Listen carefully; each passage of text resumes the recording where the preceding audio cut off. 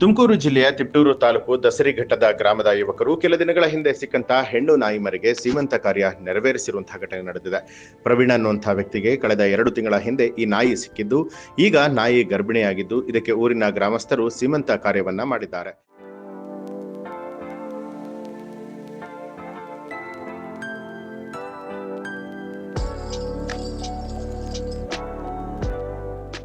ಕಾರ್ಯಕ್ರಮದಲ್ಲಿ ಬಂದಂತಹ ಗ್ರಾಮಸ್ಥರಿಗೆ 50 ಕೆಜಿ ಬಿರಿಯಾನಿ ಊಟ ವಿತರಣೆ ಮಾಡಲಾಗಿದೆ.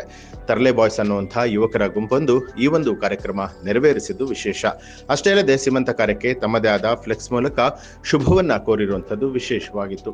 ಸಾಮಾಜಿಕ ಜಾಲತಾಣದಲ್ಲಿ ಈ ಒಂದು ವಿಡಿಯೋ ಭಾರಿ ವೈರಲ್ ಆಗಿದೆ. ಇವತ್ತು ಫಂಕ್ಷನ್ ಮಾಡ್ತಿರೋ ಉದ್ದೇಶ ಏನಂದ್ರೆ, ಇಲ್ಲಿ ನಮ್ಮ ಮನೆ ಹತ್ರ ಯಾವುದೋ ಒಂದು ನಾಯಿ ತಂದುಬಿಟ್ಟು ಇದ್ರು, ಅದು ಕಾಲಿಗೆಲ್ಲ ಏಟಾಯಿತ್ತು. ಅದಕ್ಕೆ ಚೆನ್ನಾಗಿ ಊಟ ಎಲ್ಲ ಹಾಕಿ ಚೆನ್ನಾಗಿ ನಮ್ಮ ಹತ್ರನೇ ಹೊಂದ್ಕೊಂಡಿತ್ತು. ಅದಕ್ಕೋಸ್ಕರ ನಾವೇ ಸಾಕ್ಕೊಂಡು ನಾಯ ಇಲ್ಲಿ ಇರೋಬರೋ ಜನಕ್ಕೆಲ್ಲ ಚೆನ್ನಾಗಿ ಹೊಂದ್ಕೊಂಡಿತ್ತು.